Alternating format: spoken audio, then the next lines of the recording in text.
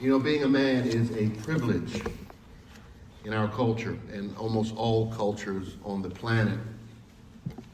Recognizing this privilege for some is just as hard as understanding racial privilege. It takes a willingness to let down your defenses.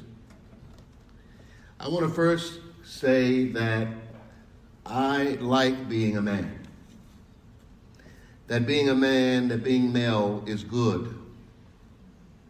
That having masculine energy is a good thing. But as in all things, there are not so good qualities that emerge within masculinity. And that's the part that I'm naming this morning. I'm naming that part of manhood, personhood, that part of humanity that is off balanced, and it has been for a very long time. As I see it, many problems in the world today are the result of out of control, yang, hard, masculine energy that is mostly perpetuated by boys and men and those who mimic their toxic behaviors. I know about toxic male behavior because I got a large dose.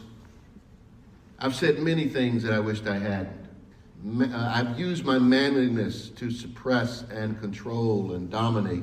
And I know that if I can evolve, anyone can. But being African American, an African American man, brings with it more complexity. See, I grew up in a hyper-masculine time. And showing that you were tough was one of the ways that I survived. I was a black boy with separated parents in a world where I was told not to be vulnerable.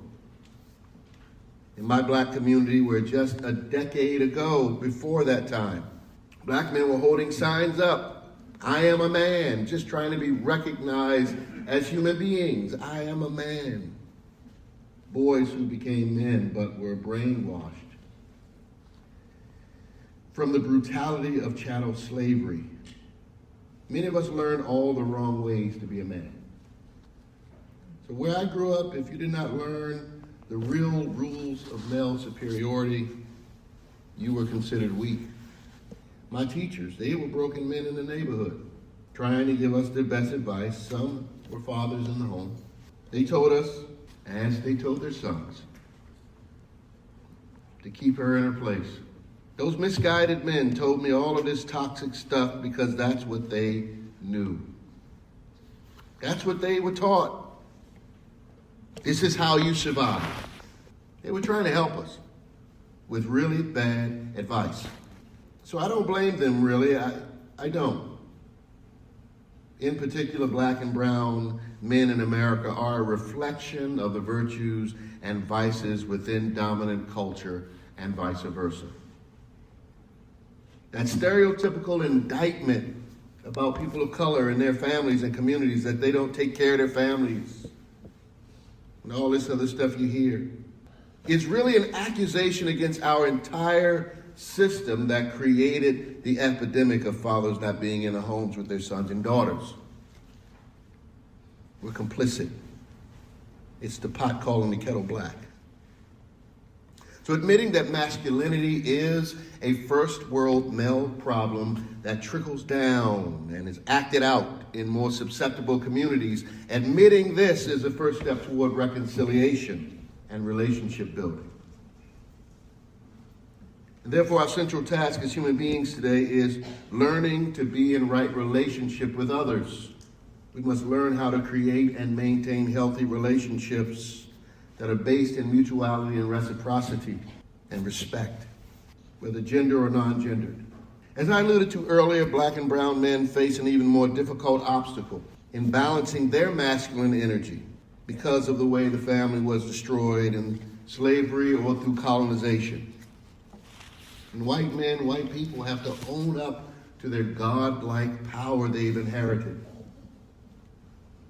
which has led to the idea that goodness and righteousness seem to be linked with winning and who has the most prizes at the end of the day.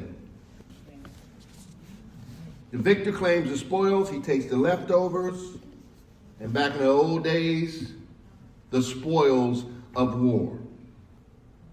And that continues to play out today. And it's ruining our relationship with the divine feminine energy. And men must realize that this imbalance of power is the cause of much of the disharmony on the planet. Own it, and then talk about it. Right relationship is about complementarity. Complementarity means you are part of a corresponding or harmonious relationship or situation. Or it can be a culture based on mutuality in men and women, or trans. In science, complementary deals with particles and wave patterns of light that have complementary properties. That's the goal in our relationships, coexistence. But I did not understand this as a kid. I was just doing what the adults told me to do. So there's really no one to blame. We're all complicit in this story. But the translation is always the same. It starts with you. Dissect your own story. Name where you inculcated those beliefs that told you were superior or better or manlier. If I start with me, then I have to go back to David Reynolds. I remember David in my neighborhood, the bully, who would yell up to my apartment, "John, you coming outside?" That was his clarion call for some attention. And when I refused, he yelled up that he was going to do some things to me the next time I came outside. He tested my supposed manhood daily. And I would have many tussles with David over the years. What boys did back in those days, scraps and scrapes and fighting and seeing who's the toughest, who can pin whom. And I tried as much as I could to avoid him. But he found his way back into my life again and again. The neighborhood just was not big enough. And he showed me and taught me about cigarettes and girls, what you should not be doing at a certain age, but was telling me to do it, of course. Trying to make me prove that I was cool or tough or manly to myself or to him. I don't know. We played football and basketball together. We were doing what tough boys do. He was a better athlete, a year older. And this added, I think, to his strange desire to dominate me. Did he think he was helping me in some weird way to survive? But no matter how many times I stood up to him, he would outlast me and win the tough boy contest. And it was really tough on my fragile ego. David was murdered at 16 years of age while selling drugs, back when drugs were ravaging the District of Columbia. And it's a cliche story. It happened to lots of people that I know.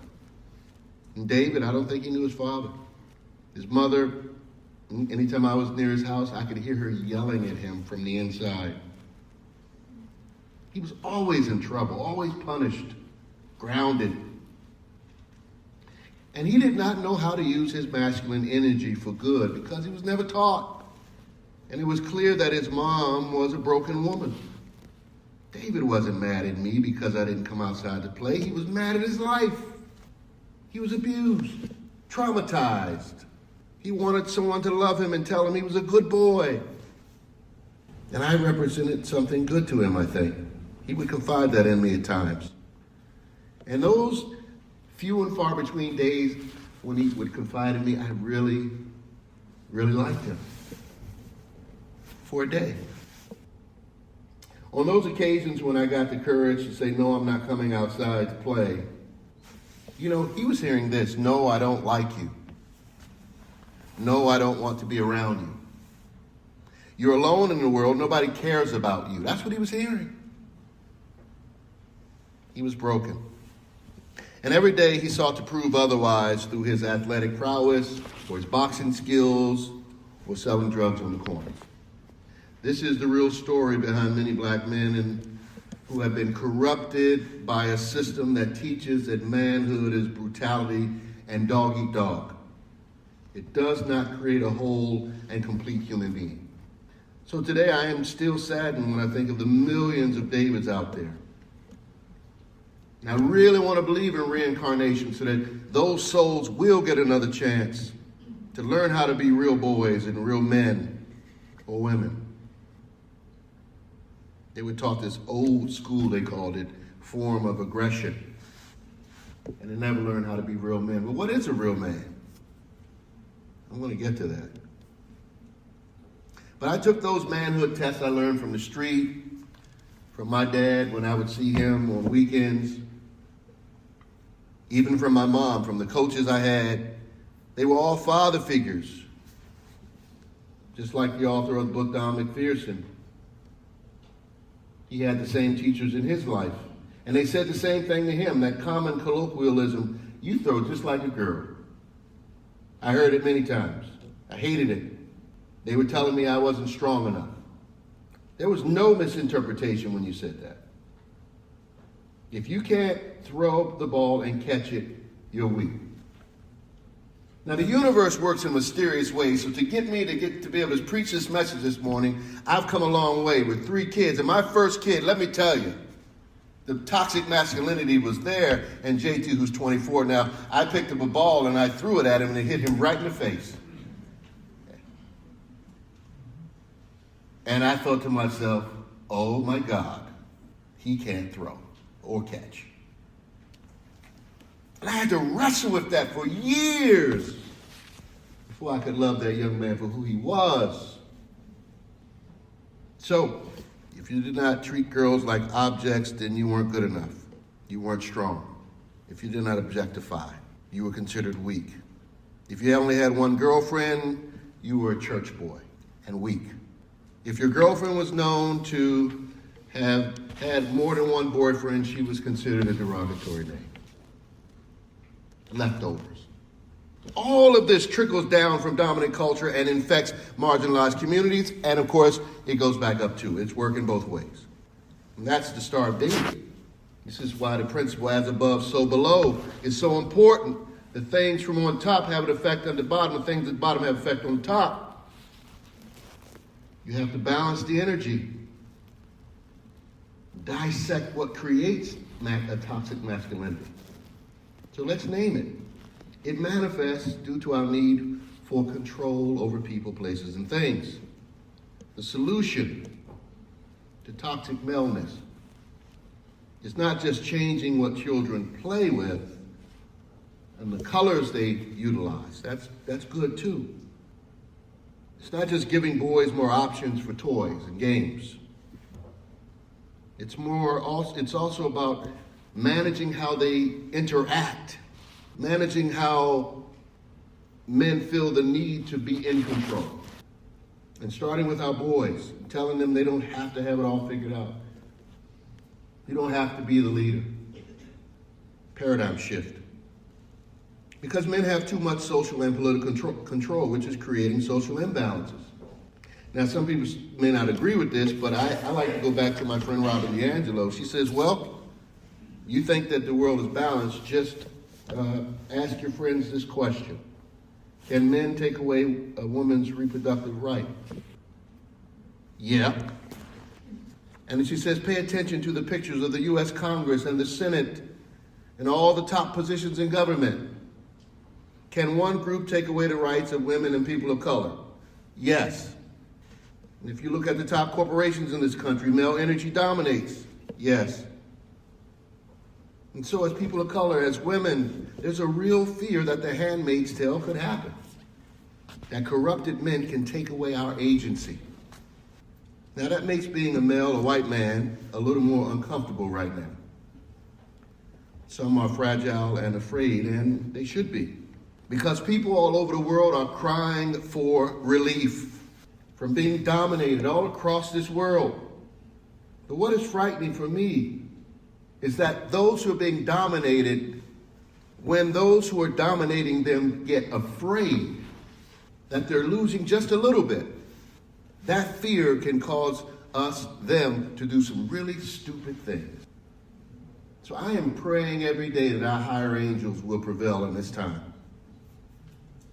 This moment in time is asking men to be more than just the guy who brings home the bacon, or turkey bacon, or tofurkey. This is a time of transformation, and it's asking the masculine energy to share the space, learn how to really love the divine feminine energy that's inside all of us. Ultimately, men, all of us, are learning not to be male or female. My daughter taught me the true meaning of trans. She said, trans is transcending gender. I said, that's clever. Did you make that up? No, that's what it means.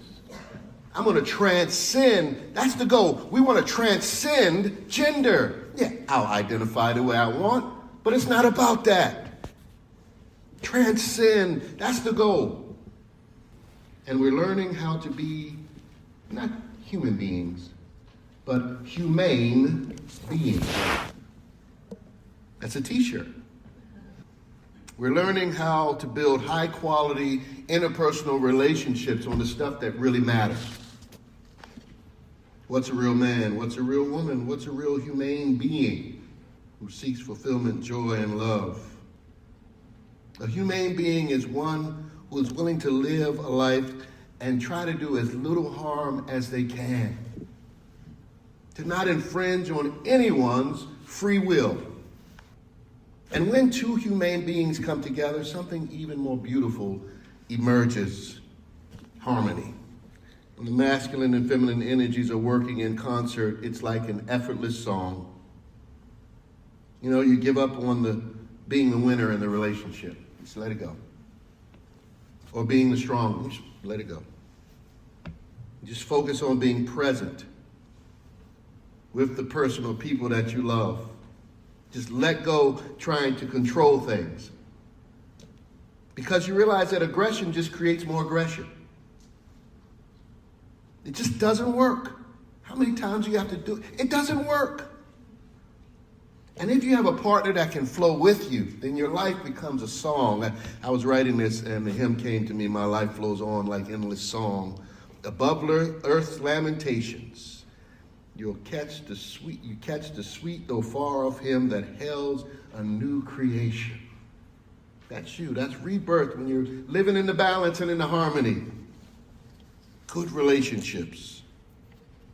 My closest relationship is with Joni, and she keeps me grounded. This is a complementarity relationship. I don't see her as my better half. She is Joni. I said, I'm going to talk about you before you going to come to church. No. I'll listen to the podcast. And plus, I heard you when you were writing. It's fine. Joni, you look her name up. Her birth name is Joan. And strangely, her first boyfriend's name was John, by the way. And her favorite grandpa was Grandpa John. And so then she married a John. The second time, of course. But that's fine. I won't hold that against her. We're both second time around people. But Joan and John. I like to say we're yin and yang. You know, she's white, I'm black. We're yin and yang. And I like to say to her sometimes, let's balance the world together, babe. In a lot of ways, I feel like I'm doing that with my wife every day. That we're balancing those polarities, learning from each other, talking about it, fixing the world. I measure my life by my relationships with others. I measure my humane beingness by considering my impact on others, because that's what real people do. The author Don McPherson, he had a transformation. He was born middle class, but his trappings were the same as mine. Athletics, being around alpha males. Then he followed that path. He did not fit it quite exactly, but he fell into all the caricatures and the archetype. He was in that sort of matrix, and it worked for him until it didn't. By the time he was 29, with his diminishing skills. He had an injury. He was forced out of professional football. And then he wanted to do and be something more than just a caricature. And he had several awakening experiences that led him to work with youth and young men, helping him to understand the ramifications of their sometimes violent behavior, misogyny, and misplaced aggression. Don McPherson wants to use the rest of his life to balance the imbalanced equation, masculine energy's dominance. And quite frankly, the task is daunting. What are we talking about? Because it's more than equal pay and equal rights. That's important. But we're talking about more than that. We're talking about power, a shift in power, rethinking the very archetypes that we've been defined by. Getting past them is a mighty work. But like me, Don McPherson takes it one person, one group at a time. And in his book, he said these words: "Therein lies the insidious hypocrisy of old school masculinity. We cannot have it both ways. We cannot continue to ask men to suck it up, take it like a man, or solve problems by going to fist city, but remain oblivious to the carnage that this perspective leaves in its wake. And we can no longer allow revered entities like sports heroes to be free from our scrutiny as they advance violent, narrow definitions of masculinity. We must seek a pure and authentic understanding of masculinity. Engage in honest discourse about what it truly means to be a whole and healthy human being. What does it mean to be a whole and healthy being? Do less harm. As parents, how can you do less harm in your interactions? As men, how can you do less harm? As human beings, how can we be more humane beings? By going outside the box. That's how we do it. By deciding to think outside the box. We solve toxic masculinity by going outside the box. Because inside that box is really a facade. It's a mask. It's ego and it's illusion. But outside the box, there is faith, there is hope, there is love. And for men outside the box, there are tears, there are fears expressed. Outside the box, we ask what we need for what we need. We say, I'm sorry. We decorate, we cook, we clean. We go deeper with our lives by getting help to see those blind spots. We feel more and listen more, and we lead with our hearts more. We project less of our pain, and we seek wholeness, not externally first, but internally, because we know we are beings having a human experience. We seek non-judgment and understanding in regards to the multiple complexities of life. We give up those silly manhood tests, projections of our inner pain. We give up the toxic language, just let it go, that subjugates and divides. It's outside that traditional box. We forgive ourselves for our bad parenting. If you're a parent, you screwed up. You just forgive yourself, because now you know better, and so you'll do better. And you keep adding tools to your toolbox. Take that box, put things inside that will edify and uplift your worth and dignity and all those around you. Take out of that box that idea of the alpha male, and just put in that box love in all of its expressions and manifestations. Because that's what a real man is to me. That is what a humane being is to me. Being in a relationship with a true relationship with another person requires balance, homeostasis, even with your animals. And in the home and in your closest relationships is really where most of your work is going to be done. So if you're not doing it there, then you're not really doing the work. The way we balance polarities and fix the world, I'm coming to understand, is individually and collectively. And if you're not facing the stuff that's in your life right now, then you're really hiding from the reality of what you're being called to do, to grow, expand, and love. And so when you see those at work, they're part of that practice. Your spouse, partner, part of that. Your children, your cat that won't let you sleep, part of that practice. And every time you balance the equation, you will experience a little slice of heaven. But you cannot find heaven and wholeness holding on to old modalities, holding on to old myths. And as you get out of that box of socialization, realize who and what you are, questioning the very nature of your existence, you just come to see that it's just illusions, these titles and status and gender. I'm just a humane being. All is one. And then if there's a war, you realize it's, okay, Iraq, yeah, that's a war. Afghanistan, that's a war. But really the war is going on inside of my heart. That's where the war is going on. That's why that song was so apropos. If every woman in the world had a mind set on freedom, there would be no more war. If every man in this world had his mind set on freedom, if every man in the world dreamed a sweet dream of peace, if every man of every nation held its hands out in the name of love, there would be no more war. If every nation in this world set a true course for freedom, if every nation raised its children in a culture of peace, if all our sons and all our daughters reached in friendship across the waters, refusing to be enemies, there would be no more war. Amen.